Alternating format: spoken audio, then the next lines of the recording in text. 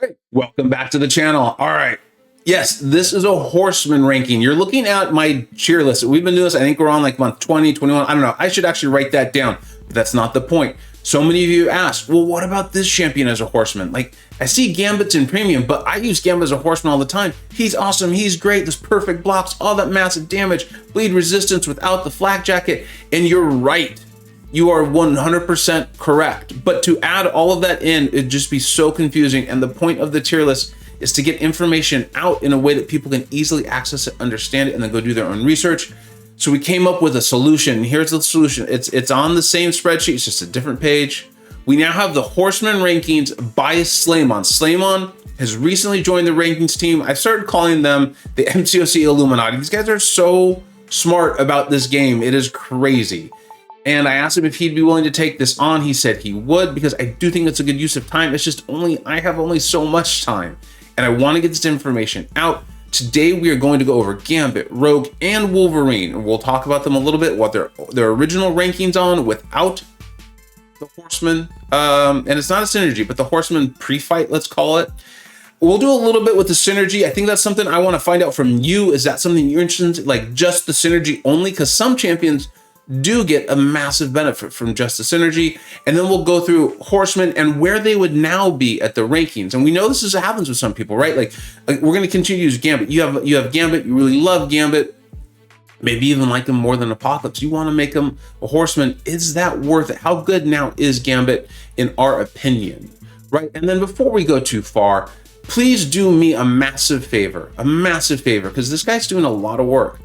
Go subscribe to Slaymon's channel. Now, this is the way I feel about everyone on the rankings team, that whole Illuminati. I watch their channel so I can get better at this game. I've become significantly better at it just since I started my own channel. If you've been watching me for a while, you've seen that transformation happen. A lot of that's from watching their channels, learning from them, being in a chat with them, and then putting them out there into practice on my own channel and my own skills. Do me a massive favor, go subscribe to Slaymon's channel. The link is provided right there in the spreadsheet if you're interested in that, or you can go to the description of this channel. Tell him I sent you, and tell him thank you so much for the work that you're doing on the Horseman stuff. It's really cool, man. And just so you know, he just moved over to GT40 for this upcoming war season. They are like, I think 5 times in a row, war champion. None of them, to the best of my knowledge, are massive whales. These are insanely skilled, smart players. All right. Let's go ahead and jump into these rankings. Make sure you give your feedback on the format of all this, because if this is going well, and I think it is, we'll do multiple videos, probably with bite size, like 3 to 5 champions, and eventually just catch this up. And like I said, it is within the actual ranking spreadsheet itself. It's just a different page down at the bottom. All right, just a few things before we jump straight into it, because I can tell not everyone knows exactly what it is the Horseman ability does. And part of that's because Apocalypse has synergies with these champions, and there is a nice benefit for some of them. Like for Cable, that's all that he really needs.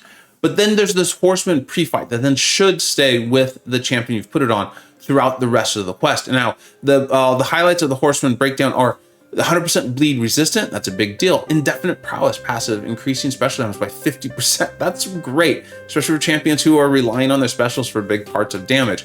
30% offensive ability accuracy. This is why it's so helpful to someone like Archangel, let's go ahead and say. They go unblockable for 2 seconds when the opponent purifies a debuff. That can be pretty cool. I haven't had that come into play much for champions I have used as Horsemen, but that doesn't mean there aren't a lot that would benefit from it. And then once per fight, go unstoppable for 3 seconds when struck. Especially with the way the inputs are in this game, that's been massive. It saved me multiple times in war and things like that. I think it's obvious why that's such a good thing. Now, let's jump into Gambit.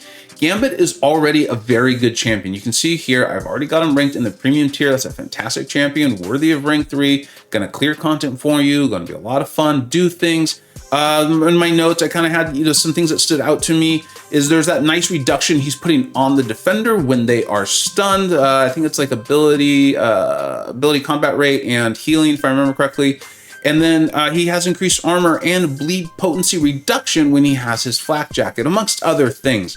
Those are some things that stood out. Now, with the synergy alone, that's helping him ramp up a little bit. I don't think it's transformative, but it's nice. It's a good thing.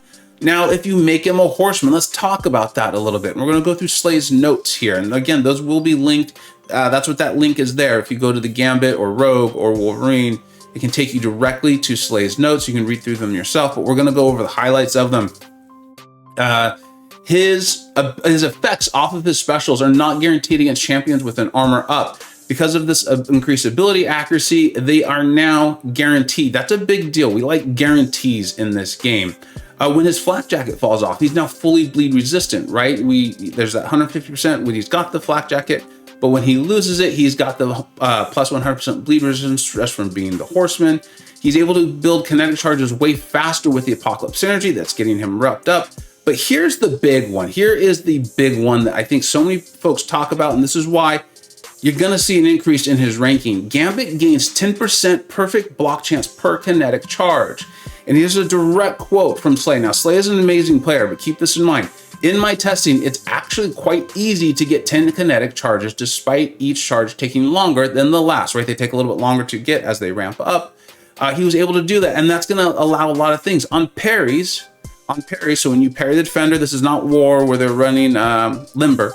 But in questing, which is the vast majority of the game, on parries, he can do 9-hit combos. This is useful in scenarios like going up against Void, right? That makes a lot of sense. I know I struggle with Void, but in other combos, in other matchups, I mean, Gambit gains the ability with 10 kinetic charge to absolutely hang with the highest attack values in the game. Theoretically, he can own matchups against champs with the highest codable attack value in the game since he takes no damage through block. This is a big deal. I think it was Meta who used his Horseman Gambit in the Grandmaster's Gauntlet last summer.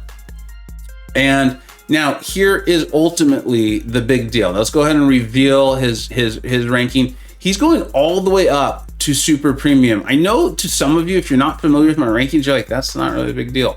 It is. There's only like 4 or 5 tiers in my rankings. And while I still think a premium champion is excellent, moving all the way up to super premium, and I kind of had a note saying high super premium because of that perfect block, and like not taking damage, there's elongated stuns, and then the tremendous damage that he's able to put out with a bleed resistance.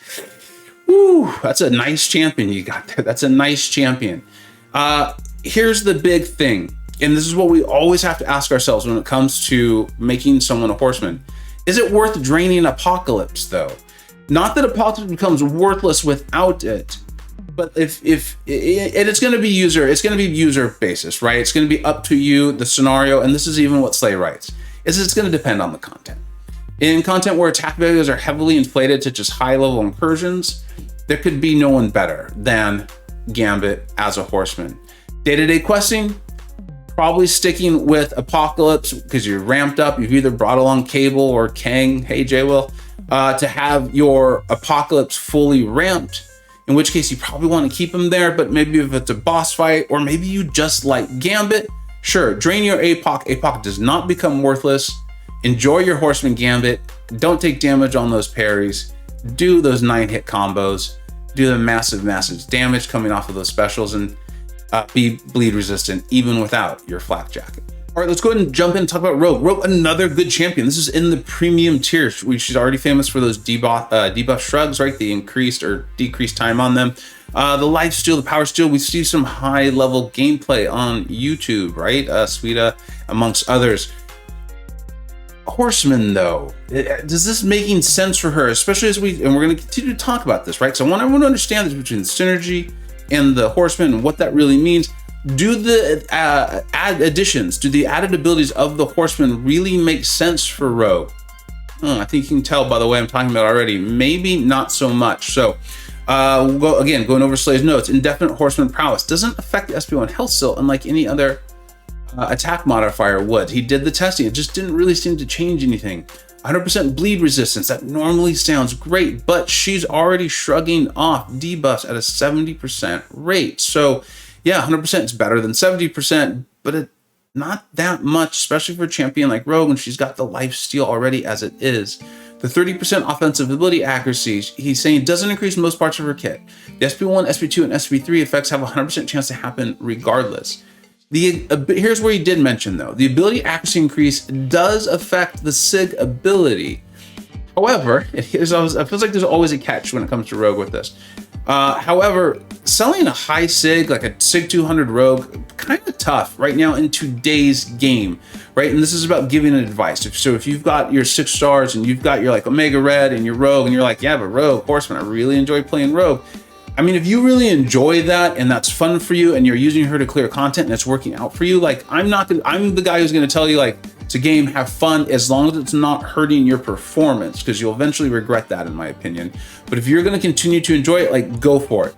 But unless that's the case, unless you're just this lover of rogue and you for some reason really want to make her a horseman, I'm going to tell you every single day to go put those SIGs in Omega Red.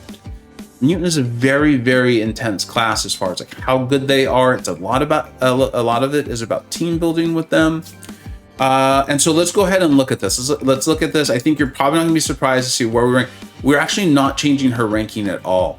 And a big part of that is twofold. One is that the difference isn't massive. In fact, it's pretty much not there. I mean, it's very, very small. And then the other thing is you always have to remember that you're now draining a ramped up APOC.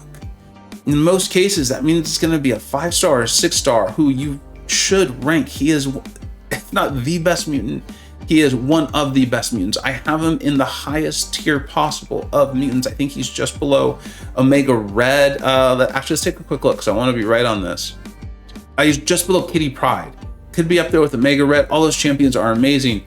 And so making them weaker, there's gonna have to be an extremely good reason on top of just having kicks and giggles and a good time to take that and make a champion like Rogue a horseman. Those two things combined, her ranking does not change in the slightest, but that's not a shot to Rogue. That just shows you Rogue is very good as it is, and her kit really doesn't benefit very much from being a horseman. All right, last one for today's video is going to be Wolverine. I've actually done a video on Wolverine, a couple, and one of them was about the best option for Do You Bleed in AQ map 7, I believe it was. He just absolutely shreds it. But let's go ahead and go through Slay's list. The guy's research is just outrageous. So here we go. So, I mean, we all know Wolverine, right? If you've been playing the game long time ago, you know that he was a healing machine. There was AQ, I think it was map 5. There was like debuff immune fights where just like his healing factor was so big, so great, so helpful. It helped you get through it even though he couldn't do the damage. Like there's just been a lot there historically with this champion, and of course he's a fan favorite. But let's go ahead and talk about him as a horseman. Also, at the time of filming this, he's only available as a 5-star, and Slay's even going to point out to us, well, that actually ends up kind of mattering here, and maybe even playing into the benefit of making him a horseman. So the bleed resistant, right? We're going to go through all the things that come off of making a champion a horseman. The bleed resistance, interesting use of bleed resistance plus his regen to always keep him topped up. Also, this is going to allow him to take nodes that will apply back the debuff that he just applied. I always like that in a champion where they are immune to the debuff they apply. In this case, he's not immune, but he does have that high resistance, which is great. Horseman prowess. This really doesn't make a big deal for Wolverine, but it also goes to show you how powerful this pre-fight Wolverine horseman designation is, because you're not normally throwing specials with Wolverine anyway. You're wanting your power up to increase those that healing, and that's a big part of what you're getting out of this pre-fight anyway, and why you're using Wolverine. Plus his bleeds are going to be doing enough damage for you, trust me. The shrug unblockable. So this is pretty cool. Slay pointed this out. Wolverine can be permanently unblockable against champions that shrug, such as Kingpin or Moles, since with the Horseman pre-fight, he has a higher chance to inflict bleeds on every hit. And if those champs shrug his bleeds, he will therefore go unblockable. Great point. That's the kind of like extremely high level play stuff that Slaymon, these guys are thinking of that honestly, I'll admit, I hadn't thought of. That is really, really cool. Unstoppable on hit. This is a big deal, and this is where Slay's pointing out, because he's a 5-star, meaning slower health pools, and then I can't think of what they call it, but it's that disadvantage you face when you're going up against a 6-star and you're only using a 5-star. This can help mitigate it. I love the unstoppable on hit. It's one of my favorite things about making Archangel Horseman. The ability accuracy increase. The Horseman pre-fight increases the chance of his regen to trigger and for his bleeds to crit on the trigger. And trust me, it is noticeable. I honestly, go check out my videos on this. There's a Do You Bleed and then a Wolverine on his own. And then bleed on crit chance, 80% with Horseman, 104% chance to per crit to trigger a bleed. So this is really getting up there. There's talking about the regen and all of these things. It's basically amazing. It's a healing machine who's doing tremendous damage. And he wants to point out, he's pointing out that this is the synergy, right? So APOC synergy plus Horseman. Wolverine gains 30% crit rating. Crit rating is 23.9. His new crit rating is 31.07 with Horseman and APOC synergy. Normal bleeds 104% chance per crit. The crit bleeds 32.3% chance per crit. Crit bleeds are doing massive damage for you. Those numbers are really high. And then probability of regen from either source on hit is 19.04, but with the Horseman, you're up to 24.4% chance, meaning those heals are triggering so frequently. Conclusion, with a Horseman Wolverine, you can trigger regen on every 4 attacks, 24.4% per attack, an increased crit chance, and critical damage rating, bleeds on every crit, and a 32% chance for those bleeds to be a crit bleed, dealing significantly more damage. On top of having a high uptick on unblockable against a Shrug Champ to be unstoppable, being essential to a 5-star to save it from dying. I didn't know all the math behind it, but I knew from playing him, he is incredible and he's awesome. Now, here are the big questions. Is it worth draining APOC? We've been over this in this video multiple times. Apocalypse is incredible, and getting him all the way ramped up, he becomes even more insane or outrageous, whatever you want to call it. And this is, again, very hard question. It's always going to be up to you, the user. At Slade's envisioning the scenario where you want someone sustainable. You're taking like 10, 12 fights. Maybe this is like AQ, something like that. And I think there's also something from like where the game what used to be is we would have these incredibly long paths.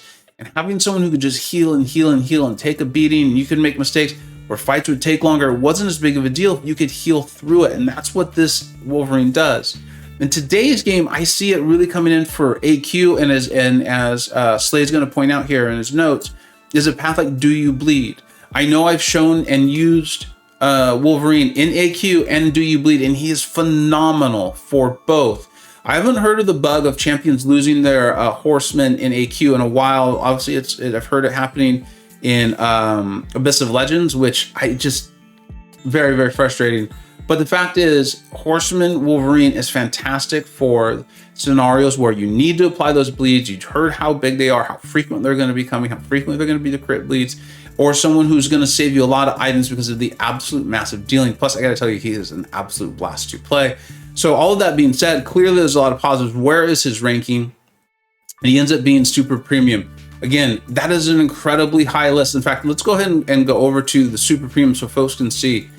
You're in the super premium. You're up there with Namor, White Magneto, Bishop, Strife, Storm, Havoc. I mean, these are fantastic, awesome champions. I do think there might be a slight break in the tier there with then down to Emma Frost, Toad, Domino, and Sunspot, who are all still awesome champions. Now, some of you are like, what? Sunspot's amazing. Emma's amazing. And they are. But you're up there. I think Horseman, Wolverine, and Gambit are up there in that upper tier with Bishop, Strife, White Magneto, somewhere in there. And that's what this game is. It is so incredibly big. It's about who benefits your roster and who's going to help you best clear that content and that questing. And ultimately, making a Horseman is like the next jump in that sort of thinking. Is it worth it to unramp, basically to drain your Apocalypse, use Slayemon's terms, make this other champion more powerful? And in some cases, especially when it comes to someone like Wolverine and Gambit, it definitely is. Thank you so much for watching this. I had a blast doing it. I'm still sitting here just amazed by the notes that Slayemon put together. Please thank him by going and subscribing, letting him know I sent you. Cheer him on this season as he goes to help GT40 get their 6th Masters win in a row. If it's not to SSX or Noon or for Loki, I mean, that could happen, right? And thank you so much everyone for watching. Let me know how you feel about the format, if this was helpful. If it is, if this video is performing well, and I have a feeling it's going to, we will get out another one, probably one a month, because this is a lot of research for Slay to do, where we'll go over 4 champions. And in the next one, we definitely will include Storm, because I know a lot of folks want to see that, especially after that delicious buff.